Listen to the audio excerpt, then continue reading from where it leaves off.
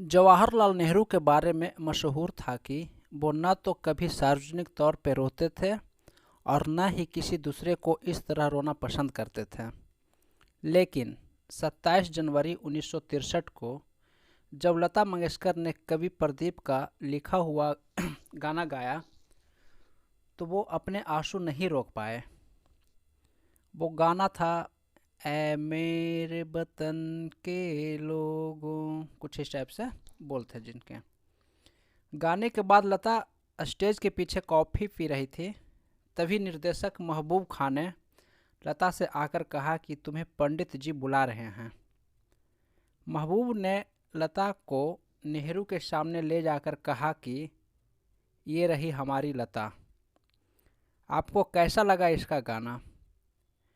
नेहरू ने कहा, बहुत अच्छा, इस लड़की ने मेरी आंखों में पानी ला दी।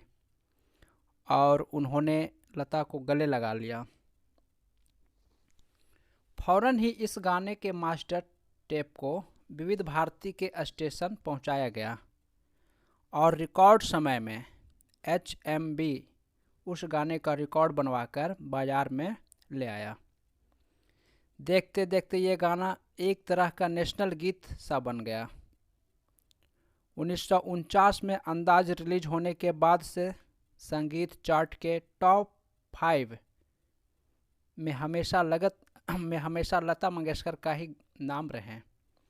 हालांकि जब 80 साल की हुई तो उन्होंने खुद स्वीकार किया कि उनके करियर में पंख लगे राज कपूर और नरगिस के फिल्म बरसात के आने के बाद।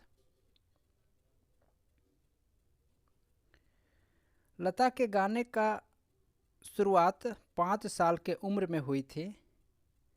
नसरीन मुनी कबीर की किताब लता इन ऑन वॉइस में खुद लता बताती हैं कि मैं अपने पिता दीनानाथ मंगेशकर को गाते देखती थी, लेकिन उनके सामने मेरी गाने की हिम्मत नहीं पड़ती थी।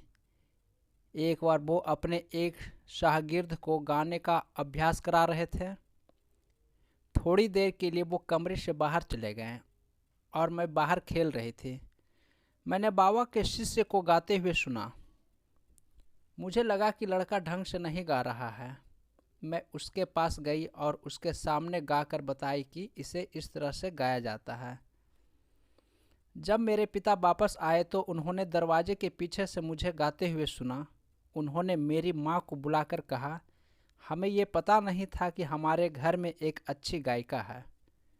और अगले दिन सुबह 6 बजे बाबा ने मुझे जगाकर कहा, तान पूरा उठाओ, आज से तुम गाना सीखोगी।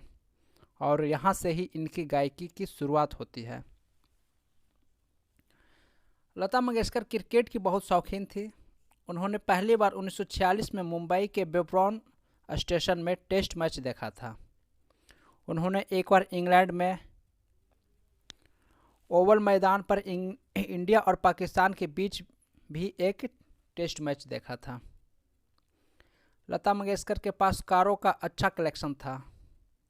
उन्होंने अपनी पहली कार स्लेटी रंग की हिलमैन खरीदी थी, जिसके लिए उन्होंने उस जमाने में 8,000 रुपये खर्च किए। लता मंगेशकर को हीरे और पन्नों का भी बहुत शौक था। लता को जासूसी उपन्यास पढ़ने का भी बहुत शौक था। लता मंगेशकर को मिठाइयों में सबसे ज़्यादा जलेबी पसंद था। एक ज़माने में उन्हें इंदौर का गुलाब जामुन और दही बड़ा भी बहुत पसंद था। वो सूजी का हलवा भी बहुत उम्दा बनाती थी कि खाने वाले उंगलियों चाटते रहते थे।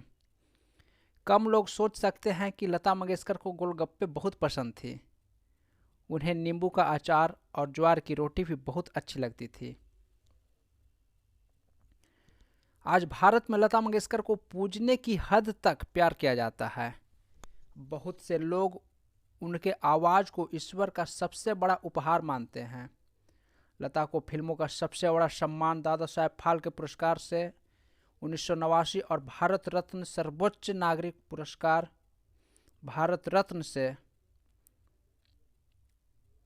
और भारत का सर्वोच्च नागरिक पुरस्कार भारत रत्न से 2001 में सम्मानित किया गया।